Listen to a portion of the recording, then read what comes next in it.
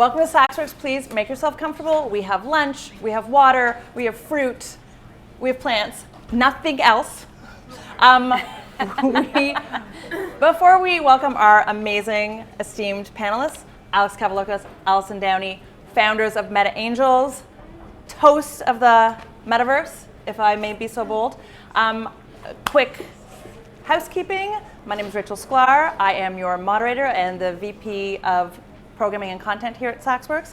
SaksWorks is a new membership club for life and work and joy and learning, onboarding to wallets. That is also what SaksWorks is for now, and gathering. We are so happy to have you here in our space in Brookfield Place. We also have a beautiful space in Saks Fifth Avenue in the flagship on the 10th floor and in Greenwich, Connecticut.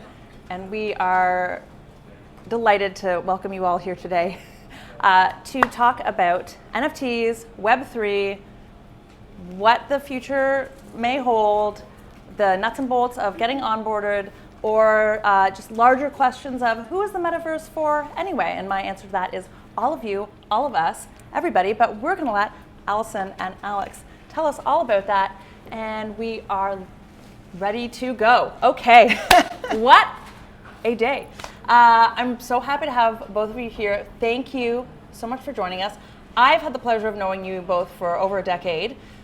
Could you maybe take 2 seconds and tell everybody what your life was like before joining the metaverse, launching Meta Angels? Yeah, absolutely. So I fell down the rabbit hole of the metaverse in November, where I had things start to click, and we'll talk about that a little bit more. But before that, I started and continue to run a company called Sklar. We help brands get their earliest reviews on new product launches and work with some of the top brands in the world. For me, a big part of what resonated about Web3 was that NFTs right now today really function as a brand and a personal brand. And it was one of the things that excited me about that. But I've been running Sklar for almost a decade. I previously worked in politics. I've worked on Wall Street. I wrote a book called Here's the Plan, Your Practical Tactical Guide to Advancing Your Career During Pregnancy and Parenthood. You got that? Say it 10 yes. times. Yes. And I got my MBA at Columbia. I worked in publishing. I've been all over the map, and I think that that where we are right now with Web3 is one of the most exciting things I've seen in my entire career, and I'm just really excited to be able to share it with other people. Alex? Hi everyone, I'm Alex Cavoulacos. I am the co-founder and CEO of Meta Angels. I'm a serial entrepreneur like Allie. I've known Allie for a decade, but separately, we sort of had built businesses before. So before this, I spent over a decade helping run The Muse, which is a venture-backed tech startup here in New York, a values-based job search and career advice website that helps people figure out what they want to do with their life, how to get there, and shows you inside companies. So that was in 2011 that we started that. I spent 10 years there as COO, head of product, and then president. I love building things, building companies, building products. I love the combination of the business side and the product side. I think you do better at either when you really understand the other. So that's really what I love to do. And I left in the summer of last year after 10 years. Was ready to do something else. Didn't think I would start something. I was sure I wasn't going to start something, at least for a couple of years. I didn't have any ideas, nothing was compelling me to do something new. So I figured I would consult, maybe work for someone else, and then Allie pulled me into Web3, and I am now full-time CEO of Meta Angels, so a couple months later. They call it the rabbit hole for good reason. And it feels like it's been a year. But I mean, before Thanksgiving, I didn't own a single NFT, to give you a sense. And just to give you a little bit of context, so I've known both of them, as I said, for a decade. I formerly, prior to SaksWorks, I ran a company called The List, which was a network and professional community for professional women. That is where Alex and Allie met. And I watched both of them building their businesses, launching both of their books. And I will say that I'm not sure anybody would say that I'm like the most cautious person financially necessarily. That is an entirely different conversation. But I could not have felt more comfortable jumping down this rabbit hole and the Meta Angels rabbit hole, because I know them both as just two of the most like specific, like focused, cautious, dot every I, cross every T entrepreneurs. I was waiting for neurotic to get. I was ready for type A. Oh no, never, no. But just like so, the notion of DYOR, do your own research, is fundamental to this space, absolutely. But it's also very helpful to DYOR when you are dealing with like known, trusted entities that. That's why doxing is so important. Doxing used to be a bad word in Web 2, which meant revealing all your information. But in Web 3, it has been reclaimed as a good word, meaning you are transparent and all your information is out there. Wow, who came here for a glossary?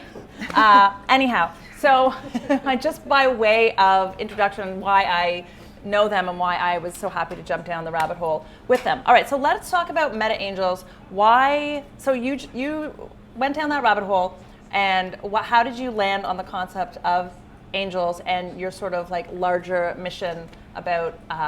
I'm like sort of, this is a softball here, but about this not just tell the being, people about Meta Angels. Yeah. Well, I think you should tell the people about Meta Angels, but point being is that it's like it's a different sort of community, inclusive and meant to have a lot of giving back built into the DNA. So softball and. Okay. I'll kick that one off and then hand it off to you.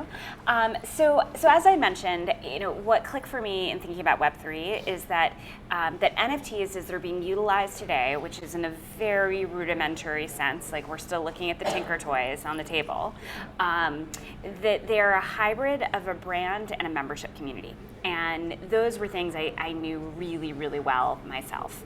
And in thinking about the space and the landscape as it existed, I imagine many of you know of Bored Apes, CryptoPunk. There are all of these iconic NFT projects that are out there. And when I was thinking about brand and personal brand and what I would want to represent myself, along with what is the membership community that I really want to be part of, it felt like it wasn't there in the market yet. So started kicking around this idea of like, what is that personal brand? It came down to like, I would like to be a helpful person. I want to be a connector. I want to be somebody who opens doors for other people. So thinking about that from a branding perspective, and then also with tokenization, we can talk more about tokenization and the implications of it, but basically it means that you can segment ownership of something and have a built-in secondary market for it. So you can purchase something, but then be able to resell it in the future, and being able to do that with membership, so powerful. Because you can feel like you're taking less of a leap to put this cash outlay to buy into something. So in thinking about membership and access and opportunity and the things that are getting tokenized right now, can you tokenize something more abstract like access or opportunity and give people the ability to be part of a network of other people who share that personal brand around helpfulness, who want to open doors for each other? Yeah, I've been in the tech world and funded by venture capitalists and pretty deep in Silicon Valley for a long time. And a lot of people I knew, I went through Y Combinator, a lot of those people were into crypto, and a lot of them were not my people. And so I stayed away from the space, not because I didn't think there was some really interesting sort of fundamental technological innovation on the blockchain. I thought there were really interesting components of it, but that the way and the people who were using it, it didn't attract me, right? And so when all of a sudden Allie reaches out and says, I've got this project, it wasn't yet for Meta Angels, but I've got this project that's minting, and it's a really great first, NFT. This is Curious Addys, which is an educational focused NFT. The founders are lovely, Ben and Mai. And they're now advisors to Meta Angels. Yeah, yes, they are. And going and figuring out, I had always thought of crypto in general as sort of this like very bro-y side of tech, because that's the people I knew in it. And then I thought of NFTs, as many people do, as pure art. And I don't buy art in real life. That's not what I spend money on. I spend money on food, I spend money on travel. Don't buy art. I was like, why would I buy digital art if I don't buy physical art? And so the transformation for me was very similar, was this idea that the art has something that comes with it. Right? There's a reason, and the community that was built in, the Curious Addys community was a lovely first community to go into if you're trying to learn about the space.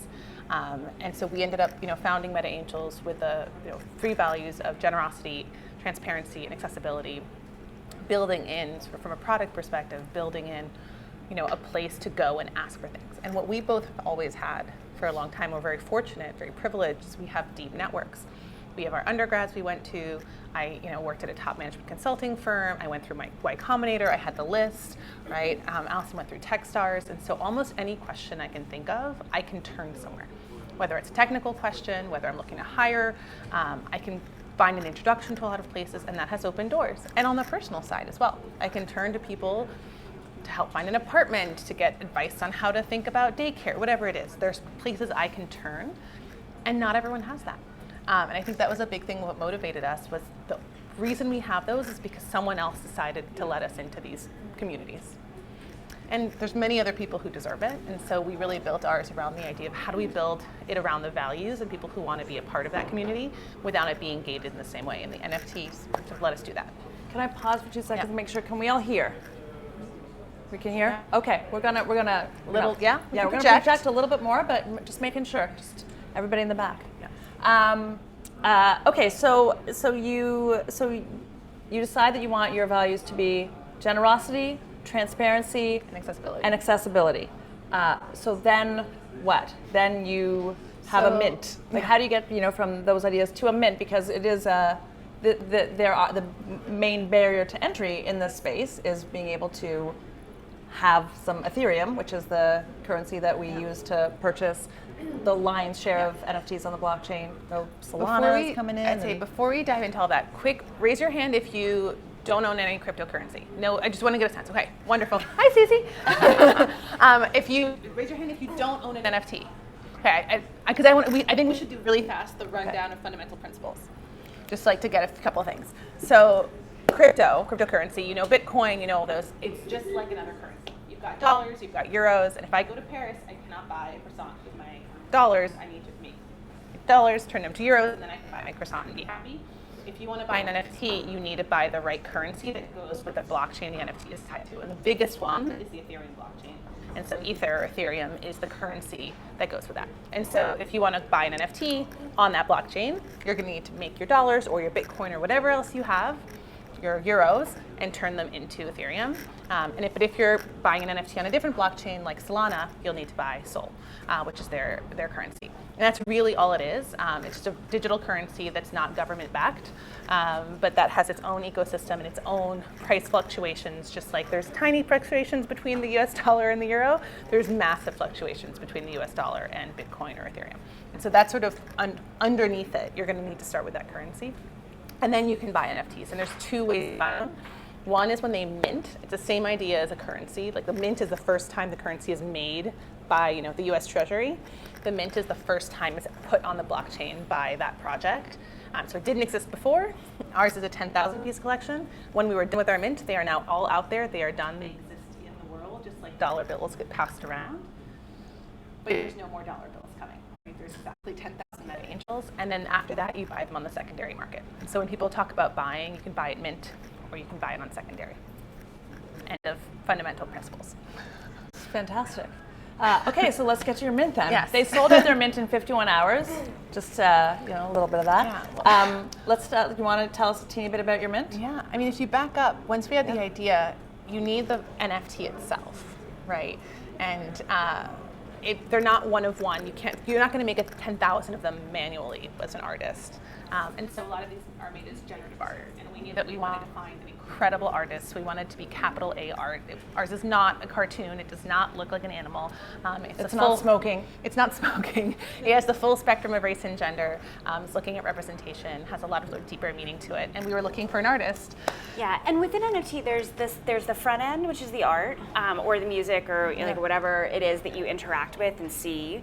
And then there's the back end, which is the smart contract. And it's those two pieces together. And in the smart contract, that's where the code lives, and that's where the NFT is told what to do and how to behave and how it works, in the same way you think about the front end and a back end of a website. Yeah. So there are two things we wanted to solve for. One was coming up with really innovative art, and then the other side was doing something innovative with the smart contract to allow people to loan their NFT to somebody else without losing ownership. It's something no one had done before, and that's when I say we're talking about Tinker Toys on the table, like we're still just at the most rudimentary uses of this technology, which is part of what makes it so exciting. Yeah. I have what I call the wheel spiel, where I talk about how we're looking at the invention of the wheel right now, and the wheel doesn't even have spokes yet. So on the art side, like Alex was saying, we wanted something that felt like capital A art, that aligned with our values, that felt special and different, that was going to be accessible and interesting to people who were new to this NFT space, who look at the cartoon pictures and like, what is this thing I'm looking at? Yeah.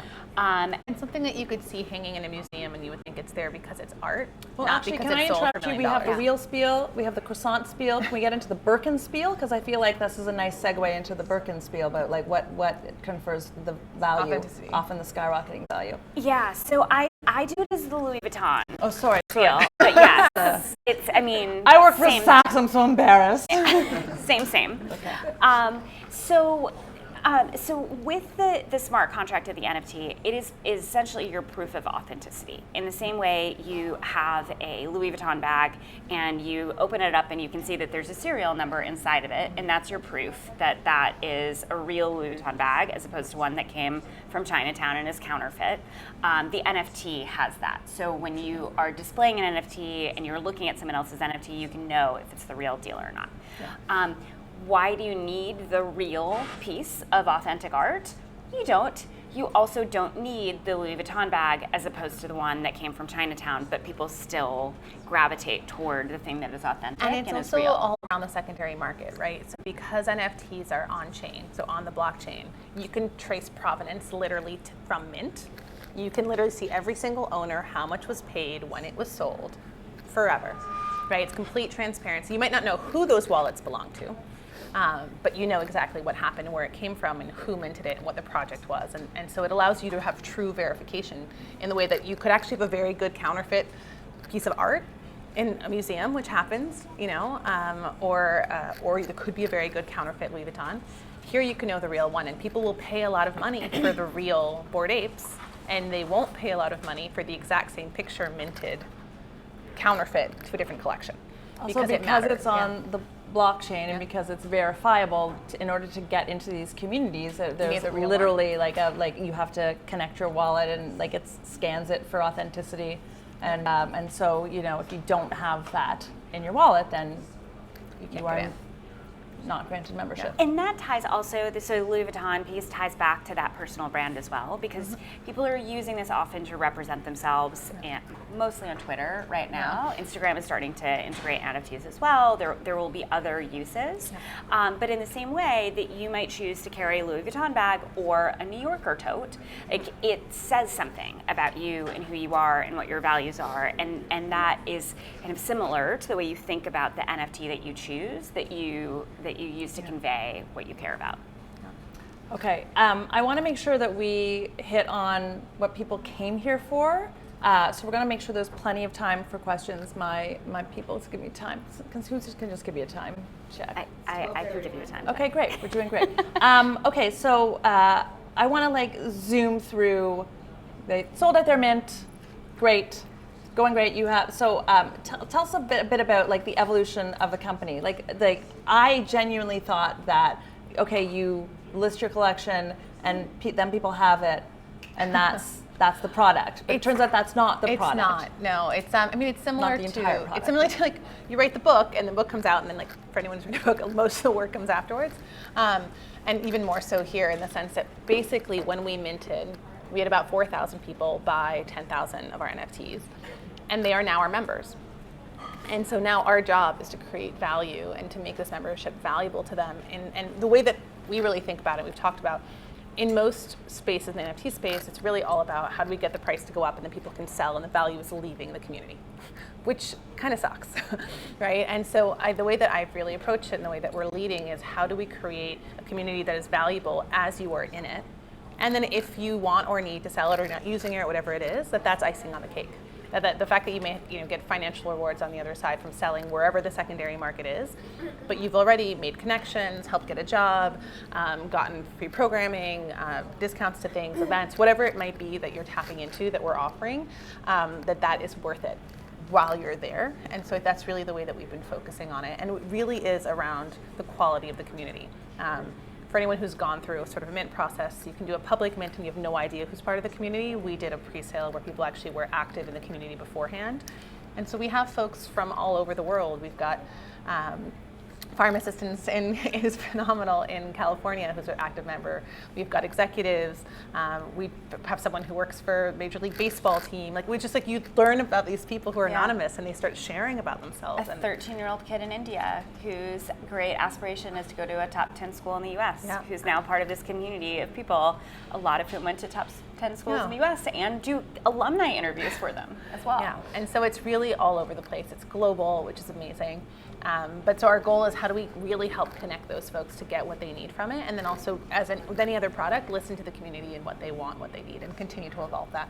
And so we actually this week, because we are underachievers, launched a second company called Angel Labs, which is a Web3 accelerator.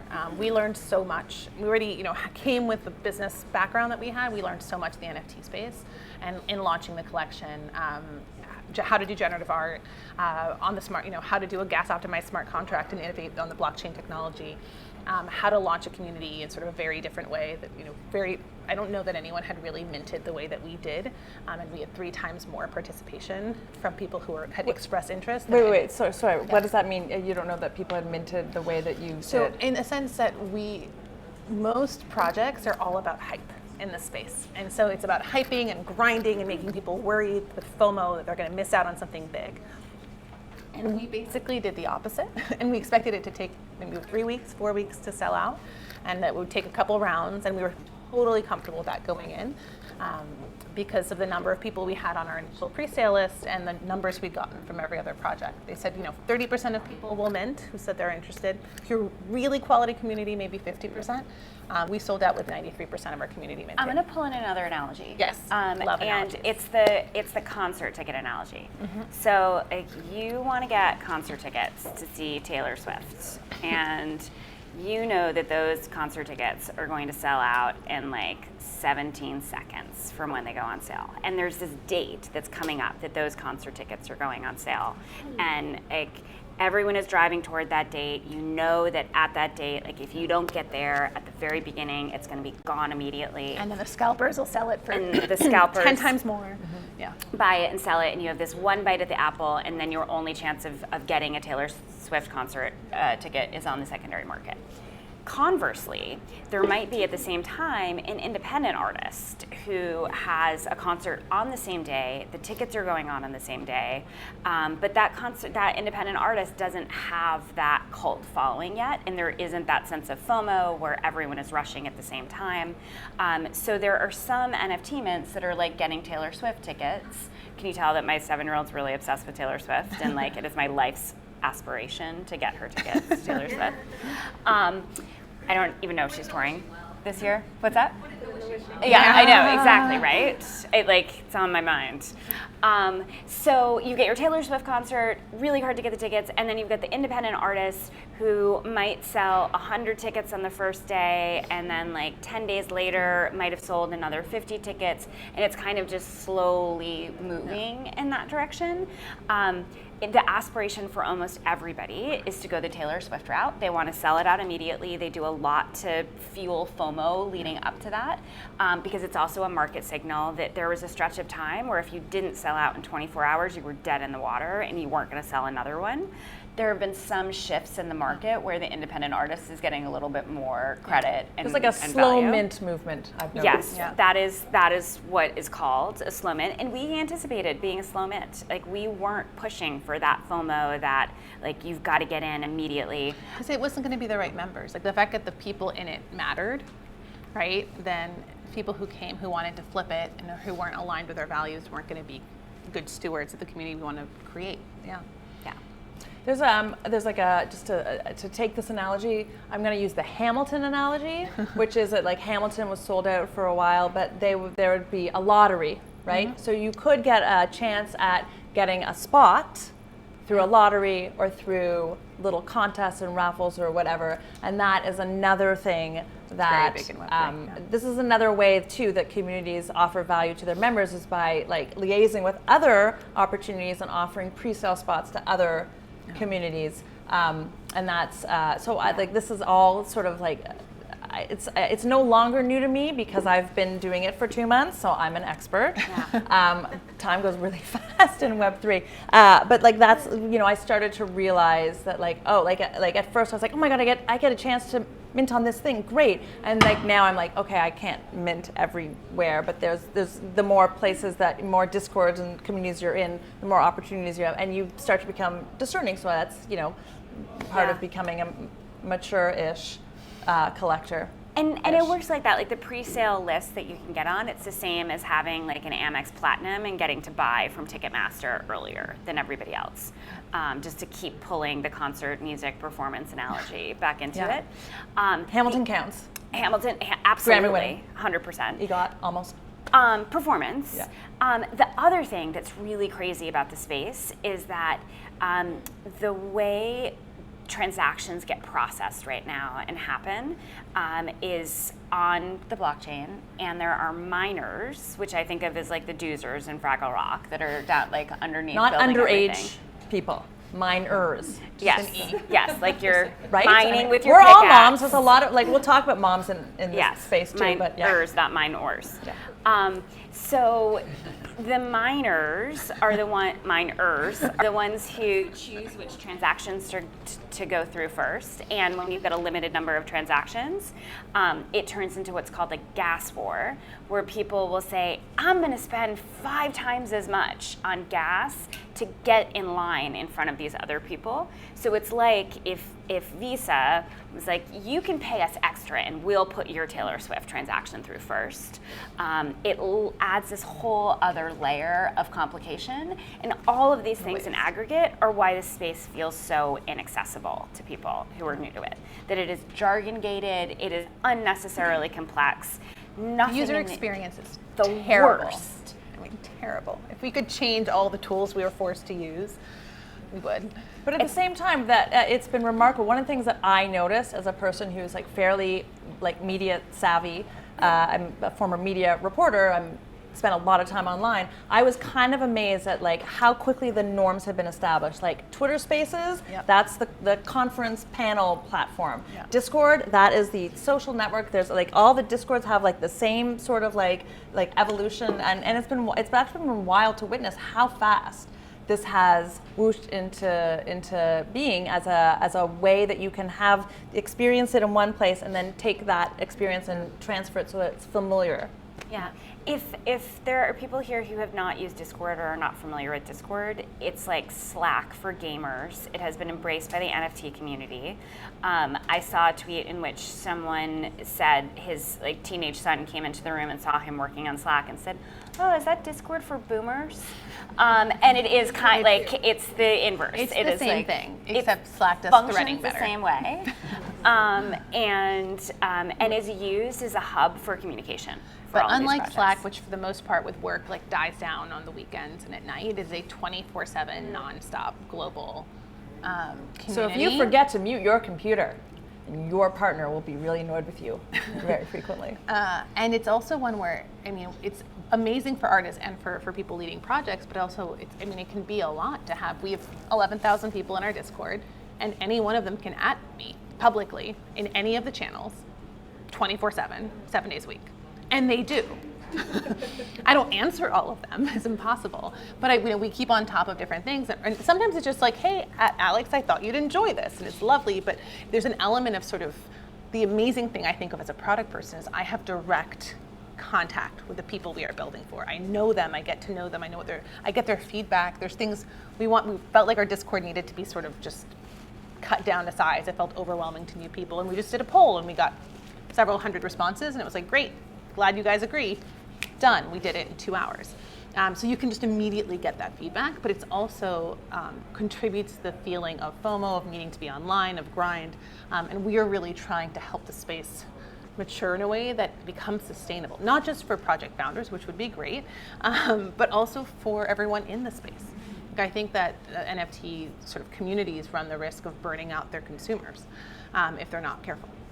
Or they'll just run out of ETH, as has definitely happened over here, getting there. I want to make sure that we have room for questions, so I'm going to ask one sort of big picture, 30,000 feet question, and then we'll open the floor, and then we'll wrap Before up. we open up, no question to like simplistic basics are fine. Like anything that would be helpful, just put it out there. Yeah. Okay, so one thing that I have noticed, I'm going to extrapolate from my experience, I have been just gobsmacked at the number of moms in this space. Okay, I always feel like as a mom, I'm always like, look at me, I'm a cool technical mom, you know? And like there's just tons of moms. I remember there was this like mom, you know, channel probably in Meta Angels, and one mom was like, this is so great between feedings. My daughter's a week old, and I was like, what? This definitely was not what I was doing when my daughter was a week old, but it's wild. So what is it about this space that makes it easy for the less expected, the less highlighted, the less focused on communities to enter it, because it is jargon gated and it is expensive and it is sort of like there are many steps you have to master, and then when you do master those steps, you do always have to be vigilant about not being scammed, which we can also talk about, but like vigilance is very important. So what is it? Because I do find it kind of amazing to see who, and then there's also so many super young people. Like no disrespect, I do not mean to be ageist at all. There's but a lot like of teenagers. There's also a lot of retirees. Like we have like there's someone who was a grandmother was like we were like kept up to date as to when her grandchild was going to be born. Someone was like I must be the only person in my 50s, and people were like psh, over like I'm 60 over here. Like you'd be shocked at how widespread the demographics are. I actually think anonymity has a big piece of it. The fact that people could go and be a part of it without having to share that about them, and then they find spaces where they're comfortable to do so. We have a Meta Parents channel. It's one of the first two we created outside of our general community. That and Angel Foodies. People love food. People love talking about their kids or connecting with it. And it was also a signal for us of even if you're new to NFTs, you could be like, I can connect with people on things that aren't about Web3, where I don't feel like a total noob, and that sort of feels more welcoming. I mean, between the two of us, our technical co-founder and our artist, we have 10 kids, between the four of us, 2 to 10, something like that. Yeah. So that was certainly part of what we're doing. I think it's, you know, originally it takes a lot of time to be in this space. But it can fit any time. And I think there's a lot of jobs that can. There's a lot of spaces that can't. And it's become an interest area for some, a hobby for some, a way to make money for others. I mean, it's a place you can lose a lot of money too. You have to be really aware of it. But it's a place you can make a lot of money if you get the timing right. And so I think that's also attracted folks. There's an artist we know, I don't know if you want to talk about Betty or Sparky. I want to hear about Betty and Sparky. Yes. So, just some context first. Yes. 80 to 90% of the space right now is male. So we're coming from a community that Rachel's very active in and very much part of, where we have much more balance than there is elsewhere. I think the reason it does resonate with women and resonate with people who are underrepresented in our space as well is it's such a strong community. Like that's why NFTs, in my view, are capturing the imagination of people in a way that cryptocurrency hasn't. That there is something that is, in many cases, beautiful that comes with it, that feels like your personal brand. You get to be part of this community. You get to know other people. It's like the early days of chat rooms, which is kind of crazy to think about. And the barriers to entry are pretty low. Like it is a steep learning curve, but once you get up the learning curve, it's not as high as it looked from once you're at the top. It's steep, but it's fairly short.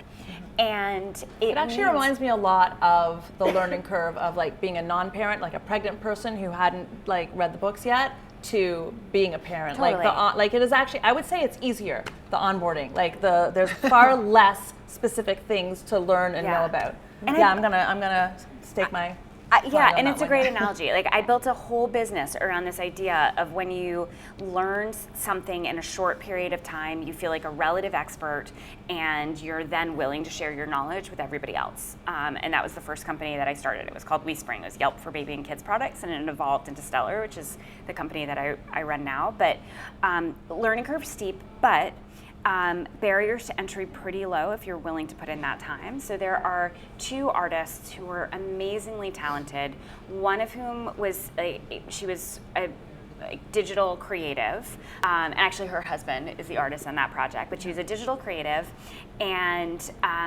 had 3 kids, daughters, still breastfeeding the youngest when she launched this NFT project called Dead Fellas. And within months, she was running a multi-million-dollar business out of her home while breastfeeding her youngest baby.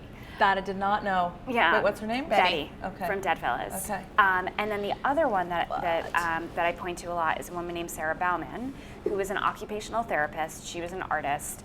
She minted her first NFT collection of one-of-ones, which are original pieces of art, as opposed to something that's generative, like a 10,000 piece collection. She minted that first collection. It got attention. I think there were maybe 10 or 20 of them that were all like hand-drawn originals, and then decided to jump into the generative space as well with something that's spun off it. It's called Women in Weapons, and the idea is reimagining women's power. So taking women from being helpless to being empowered and Every possible self-protective. weapon. If you like weapons, you will like women in weapons. Yes, I do not like weapons. I like her. But I have boxing tape on Yeah. my women in weapons because that felt like the least weapony part of it. I also don't love weapons, but I have like pink spinning stars, and those feel like a fun toy. Yeah, they're pink. Probably not in pink real life, Makes yeah. all of that the same. But occupational therapist left her job. She works now as an OT once a week because it is her passion, but also running a multi-million-dollar brand, and has been able to just take off like a rocket ship. And the thing I will add as someone who has raised venture capital in Silicon Valley is that the thing I will add is having raised venture capital in Silicon Valley is those are places where you have gatekeepers who have a sense of what people should look like and who decide who get money and who don't have a sense of what they think the future will be and what people will want, what consumers will want, whether or not they represent the average consumer. Bless you. For something like this NFT collection, all that mattered was were there 10,000, not even 10,000, were there 4,000 or 5,000 people interested enough in buying 1 to 2 or 3 NFTs? And the answer for a lot of these is yeah. And it might be something that no VC would have bet on because they don't care about certainly women. something that no VC would have bet on because of how it was packaged, which is with women artists and women founders. Because we still know that women get less than 3% of venture capital. Yeah, right. I will say. No, I didn't. You give the stat. No, I mean it's like 3% of venture capital or it goes Under. I think is it even 3%? 2.6. Like 2.7, yeah. Yeah, it depends on the year. It's not. And very that's good. just the first round, right? For follow-on rounds, it's even less. It's dismal. It is. And so I think that the other thing about this is it's not just that it's captured the imagination of people, is that the gatekeeping on the sort of sales side isn't there, right? As long as you can find your consumer base, you can market and you can find people who want what you're doing. Any brand can exist, right? And so there's Women in Weapons, there's Flower Girls, which are these beautiful, like Victorian art, super detailed drawings with flowers and birds and things. A lot of their collectors are men, right? But I think that the artist who created it was incredible style of Art Bray, would never have been put next to a Bored Ape or CryptoPunk. Like it's just a completely different thing.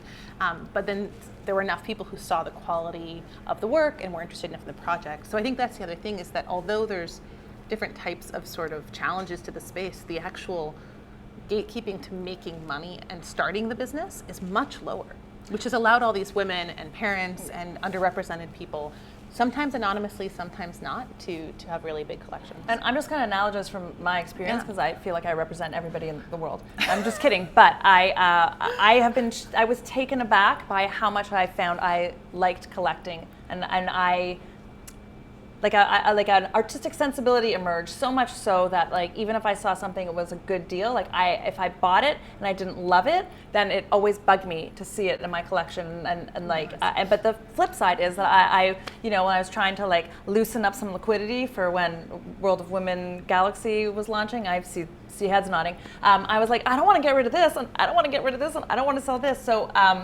like there's a real art collector, like a flourishing of a new breed of art is, and I think collectors. it actually NFTs should come with a warning. Like they can be addictive. You're like, just buy one NFT, and then you're like, how do I have 56 NFTs in my wallet?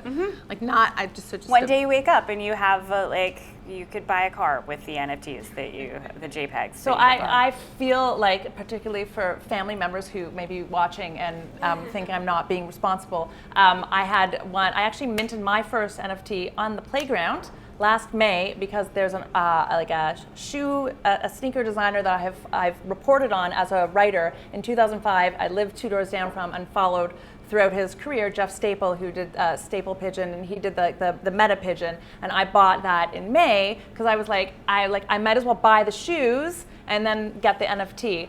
And I bought the NFT, they gave like an airdropped little token as a thank you, and I was able to. I was like lost my seed phrase for like 6 months, found the seed phrase and was like, I should just list this, and like I woke up the next morning and it was gone. So that was my NFT mad money. And those stories they do happen, but the flip side happens, which is you buy something and then it is not something that is something you can trade, and this is why everybody should do their own research and know what they're getting into. And what did you say about Vegas before? No, I tell people, there's some people who go into NFTs and they think they're like stocks. First of all, most people are not good at trading stocks. Just know that about yourself. You probably will have a similar outcome. But if you're thinking about your budget, think of like you're going to Vegas for the weekend. You want to have fun, but it's okay if you lose it all. But like you could come back with a lot. Like that's where I would start, that or less, and then play with that. Versus like I'm gonna put my month's rent into NFTs because I think I will make more before the end of the month. Do not do that. People do that in this space. It's very stressful to watch from the outside. Yeah. All right. On that cautionary note, I have honestly so many more things that I could ask you to talk about, or whatever. But I know that I know what I know, and I want to know what people have. Stacey, you are like chomping at the bit for some questions. So many questions. Okay. Question time. Think your questions while Stacey's asking hers. Hi. Hello. Thank you. I guess I'm a little bit confused. Yes. You are talking about NFTs as if artwork is the only way to use an NFT or to qualify an NFT. I'm a little bit more curious. It's like I keep thinking of crypto and NFTs as fire, right? We know that it has use value. We don't know all the use values that it will have in the future. You're talking about Tinker Toys. So, one, I'm curious about your predictions. Where does this go? When we talk about Web3 and we're talking about crypto and we're talking about NFTs, do we think that it's going to be regulated, like eventually? Yes. What is the use value of an NFT if it is not about art collection? Where do we see that going that is maybe less tangible to people in terms of would it be a stock or would it be somehow investing in a company instead of an actual NFT that you are able then to trade or buy based on it being something like artwork? Yeah. That's such a great question. One of the examples that helped things click for me was around making textbooks NFTs. So as so many of us remember from college, you buy your like Psych organic 101, chemistry or Psych 101 textbook, and it's $300. And you can't buy it used because it's just come on the market, and like you're stuck buying this $300 textbook. And a large part of the reason it's so expensive is because the only bite at the apple that publisher and that author have at proceeds from that sale is on that initial sale. So they need to charge $300 on it, so they're able to get their like $140 or whatever it is that their margin is that they're getting out of it. If that textbook was an NFT and was built on the blockchain, and it could still have an actual hard copy that came with it, but every time that resold, a royalty would go back to the publisher and to the author. So when you say the NFT, do you mean that textbook would be the let's say, NFT. readable Yes. on a computer? For example. Whereas Yes. the physical aspect, the physical book you could also have as well. Exactly. Or the ownership could live on the blockchain, but Like a perhaps token. they could send you a real book. Like that is a thing that is happening as well. The seller could send the real book, right? So they could launch the collection, and with this NFT, the holder at this date and time will get a real book sent to them too. The thing, your question is a great one in the sense that fundamentally underlying all of this is the blockchain. The blockchain is just a ledger. It's a record of transactions, just like in the olden days, You had the paper thing that was like how much to Mrs. Smith owe on Sunday for the eggs on this day and what the candy her kid bought or whatever. And then we moved to Excel sheets, and then we have stuff on AWS.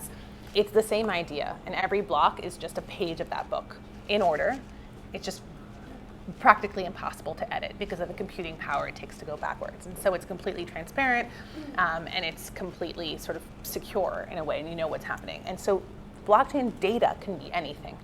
They could be medical records, they could be songs, the title to your house. They could be anything, the fact that it's a token. The NFTs don't have to be art. The only thing that makes an NFT an NFT, and it's definitely not a brand person who named it, it's a non-fungible token, aka it's unique. That's all it means. It's a unique token. So it's not a penny, that if I have a penny and you have a penny and we switch, we don't really care what penny we have, even though technically they're non-fungible because they have different numbers on them, but like essentially we don't care, right? Or if I have a Bitcoin, you have a Bitcoin, it doesn't matter which Bitcoin I have. Your dog is not fungible. Like you can't trade my dog for another dog and be like, it's a dog, it's the same thing. So anything that's non-fungible could be represented by an NFT. It could be your house, and things that are fungible, like a textbook can be, and then have this underlying piece behind it that is tied to that specific asset. And so a lot of times, I think the question about securitization, regulation, stocks, et cetera, is an interesting one because the more I think the space goes in that direction, the sooner regulation will come, right? That when you're treating something as being securitized, or if you break it down to little pieces where it almost does feel like you could trade it, it's already on a secondary market. I think the SEC will be, they already have started for some tokenization, but I think they will continue to keep an eye on the space. That will completely change the landscape. There are definitely people in the space doing things that are not currently illegal, but if it were a security, it would 100% be illegal at the insider trading, right? Like that. And so I think it's around, the way that we operate is like, let's act as if it was already a security and have that ethical line. But there's a lot of gray and shadiness in the space as a result. The premium that information has in this space is like pretty steep. Like I do think that regulation around insider trading should be. I mean, I feel like Elizabeth Warren is gonna get in there. Or disclosures, right? The way that you have to say if you're paid to promote something, right? People will promote things where they own the NFT and the value goes up, but they don't disclose as a celebrity that they own that NFT, right? Like those are real conflicts of interest in the space. And then they sell them.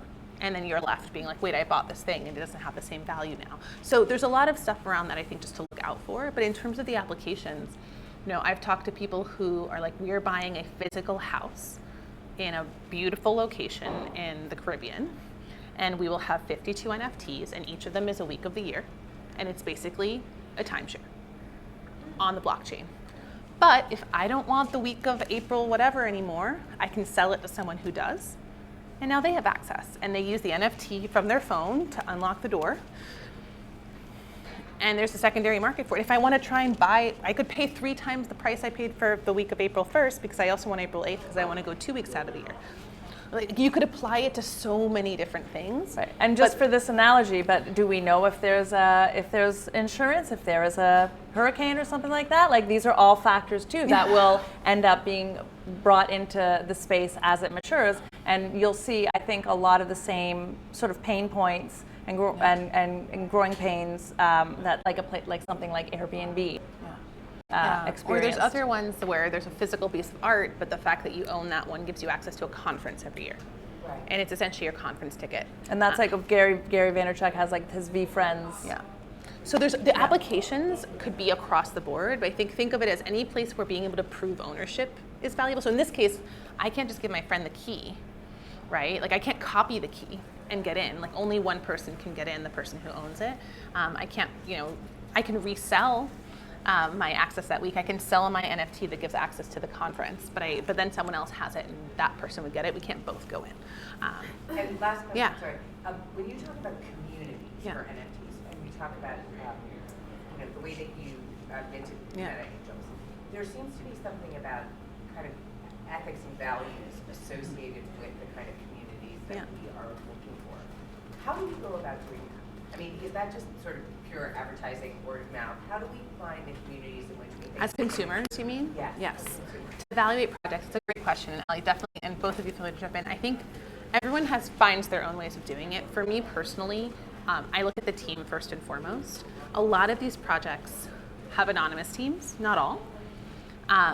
And in some instances, it's about like being transparent about who you are is privilege in many instances, that there are people who cannot be open about who they are for a multitude of reasons. But do they have an anonymous identity they've had over time that has credibility where they would still lose something from, because there's a lot of scams and what's called rug pulls, which is essentially pulling out the rug from under a community and all of a sudden it's not worth anything. Almost all of those are anonymous teams. And so if you're starting from a how do I want to start screening, I look first at the team, their background, what do they know? I look at the art. There's a part of me that's, I don't like to own things that I don't like. And then in some cases, there's places I've just bought a piece of art because I liked it. I have a little dog in a sweater. And it's a piece of art, and it's on the wall of we've printed it, it's on the wall at my kid's bedroom, and the artist is lovely. She's one of our community members, and she was sharing her art, and I was like, this is lovely. It's not very expensive. She's a new artist. I'd love to support her. I'm not getting anything other than the art. But there's other places where I say, that's really interesting. I'd like access to that community because I want to meet the other people in there who I think are great. It's like the list. I want to be a part of that. Or there's one that I know you minted, I don't know if you minted Mavion, where you actually get a physical piece of jewelry with it, right? So you get something that matches your NFT and then you actually get the physical piece. A lot of people who are interested in fashion were like, this is a really interesting collection for me. I get to sort of make that IRL connection. So I think it's thinking about what you're trying to get out of it, and also, are you doing it to flip it or for financial reasons or not? Or are you doing it to collect? I think if you don't know your goals, that's where you can sort of get pulled by the currents. It's a lot easier to kind of stop yourself and be like, this is cool, it's hyped, but it's actually not in line with why I'm here, and then it kind of lets you take a step back, because it's a very fast, almost all mistakes are made because you're rushing in the space. Or because you get really, really excited that you just found out a really great opportunity that's just for you and you're so lucky and you should definitely click that link. Anything too good to be true is a scam. It's just general rule. Unfortunately for me, I was everything. regardless of whether it seems too good to be true, approach everything like it's a scam. Yeah. Look at it from all directions. Don't rush into anything. This is a great join Web3. Be really careful. Super careful. Other questions? So it's one, I want to make sure to respect your time, but I know we have other questions. We can keep going if there's other questions. And just so you know, Alex and Allie will be here. We'll be hanging out to have workshop hours. If you wanted to set up that wallet, we got you. Yeah, I was just wondering, and it sounds like everyone obviously on stage has NFTs in their wallets. How did you start that path to differentiate from, okay, I'm a collector versus a flipper versus now we're going into business? Where did those dots connect? When did that moment happen? I mean, I bought my first 2 NFTs in this collection with Allie around Thanksgiving. It was November 8th. The mint? No. It was definitely later than that. No, it was definitely November 8th. You just check the blockchain because it's on the blockchain. Check on the blockchain. Yeah. December 1st, I had a call with Allie, and she was like, from cheerleader to founder, where do you want to be? And I was like, let's do it. And then I collected more NFTs later. I did not do a lot. I am not a flipper. I don't think I've sold an NFT yet, though I keep collecting, which is a different problem. But it's a mix of art and communities. A few that I think will rise in value, and so they're a longer term bet. But for me, and we talk about this a lot, I learn best by doing. Allie is the same. And so we were like, if we want to know the space, we should just do it. I think not that it's a bad thing, I think we underestimated how much not just how much work it is to mint. That part I think I had. What we were signing up for. We are signing up for something that lives forever, right? That doesn't mean I think we always knew that over time, in several years, maybe someone else would be running it, depending on where it was. But the intensity and the speed. We're in a space where we can announce something really big on Monday, and on Wednesday people are like, "When announcement? What's going on? You guys have been really quiet." I'm like, what are you talking about? It was Monday. They're like, no. And we're like, we minted 17 days ago. Yeah. So it's the speed of it is just fascinating to me. But it's fun. It's so much fun. Yeah. And for me, so I was reluctant to go into the NFT space. It seemed shammy to me for a long time. And then Rachel had convinced me in 2014 to buy Bitcoin. So I had this You moment. make it sound like I was like, hey, like with a trench Well, no, coat. Like, it was- I had the opportunity was presented to me, and and share the word. turned, Right. And I Rachel posted said- on the list. I was like, this is a thing. There's this thing called Bitcoin. Maybe you should look at it, which was convincing. Like that's all she had to say to convince me that. So Rachel alerted me to Bitcoin in 2014. So I had this moment where I thought, like, is this NFT space I'm looking at right now? Is this Bitcoin in 2014? Should I just like jump in and buy something in the way that I did then, just as an experiment and see what happens? Yeah, exactly. And it is deeply addictive. There's also an article that I found through the same project, Curious Addys Trading Club. A guy named Ben Yu wrote something about how NFTs are a generational innovation and like takes you all the way from why he was not a believer all the way through to drinking the Kool-Aid and launching his own In project. like 10,000 words. 20, I think it might have been 20,000 20. words. Yeah, it's like it's a lot. several hour read. But in reading that, that's where that like brand membership thing clicked for me. And then I suddenly woke up and had 60 NFTs in my wallet. Just like that. My 67-year-old mom, I don't know how she is, owns NFTs and Ether. I do not discuss this with my parents, and I hope they are not watching. But I just want to. My experience was a little different. Like I was in sort of the crypto space. I was thinking about maybe planting my flag there because I was a collector. I had a bunch of altcoins, but like not on a huge level. Like I could not buy a Bored Ape at really any level of Bored Ape anything. But I got this job.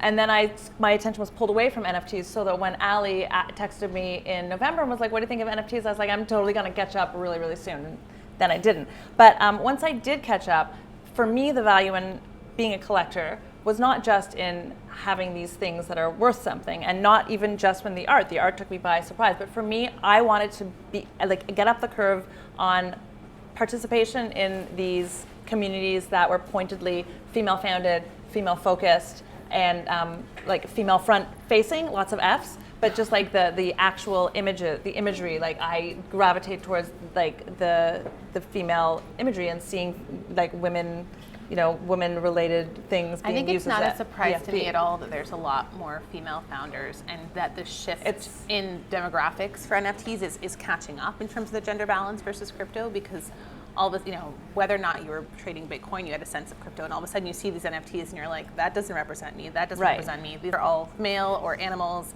or very sexualized or really strange. There's some very weird stuff out there. And then you're like, okay, well, I'm gonna go and make something to fill this space because other people feel the same way. But it is also like if you're interested in being in Web3, which I am, like I needed to have some cred, and despite whatever cred I built in Web 2, which at some point was fairly considerable, I had none in Web 3, and so I really I was going about it as there were building blocks, entrances to these communities, connecting with people, because like professionally that served me. So my collecting has been like a little bit different because I came at it very pointedly as someone who I had like pretty significant sort of membership in like the woman's sphere of Web 2, and I needed to get up the curve to have membership in the woman's sphere of Web 3. So it has, there's a number of Professional. Yeah, so for me, I felt like I could justify these investments also as like professional development. That's and what also it is. having really Justifying pretty. Everybody, different strokes for different folks. Yeah. Any other quick questions? Do we have any other questions? Go for it. Yeah, I'm a proud holder of. Yay, thanks for coming. Thank you, Rachel. And I think that what you guys are doing is absolutely awesome. I'm a believer. Thank you. I love the brand, and I totally get the vision. And so, my question is, in terms of the technology, right? Yeah. You guys have a background in tech. You've started companies in Web 2. I guess that's what we're going to call Yeah. it. Web 3. Real life. What do you think is so different or exciting or like non-tangible, so to speak, about Web3 that makes it different, that's causing all this excitement or sort of like joy about this space? What makes it unique and maybe something that you haven't experienced before as tech leaders in prior ventures? Yeah, it's a great question. I think what's funny is from like a true technical perspective, the Web3 tech, like the smart contract and Solidity, is like this much of our code and this much of anyone's code in the space. they're still using email. They still have websites on Squarespace, right? Like a lot of Web 2 is all over the Web 3 space.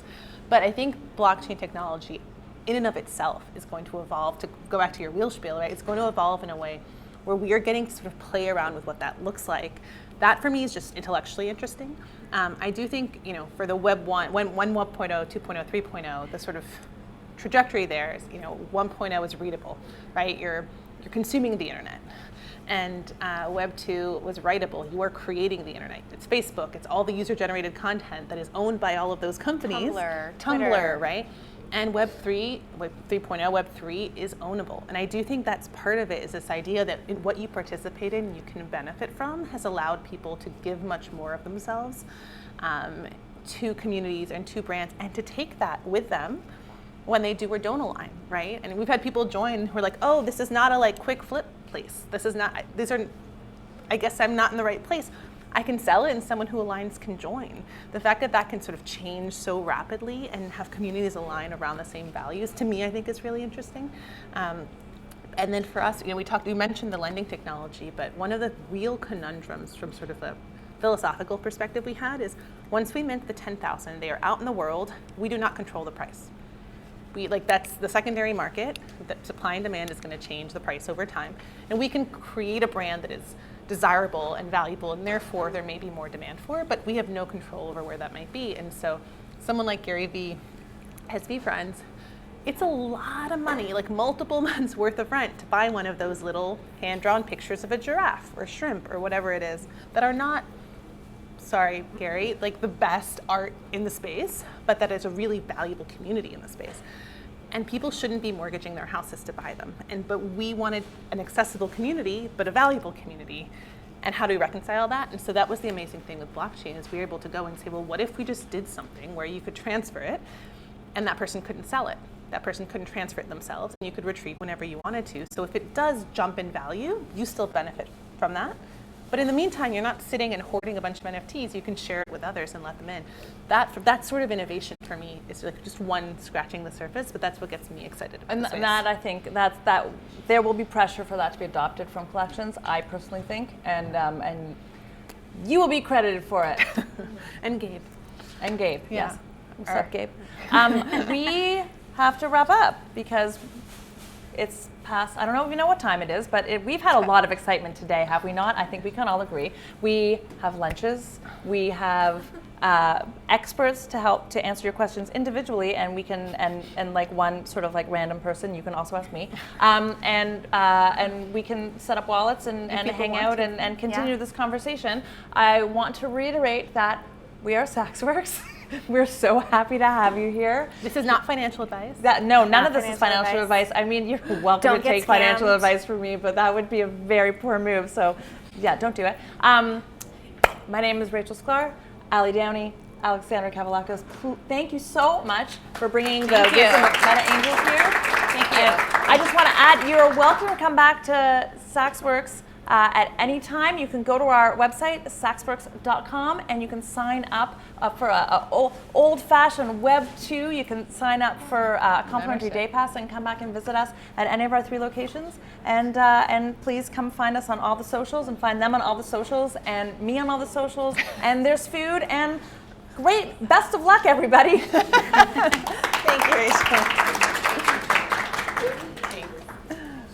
Thank you.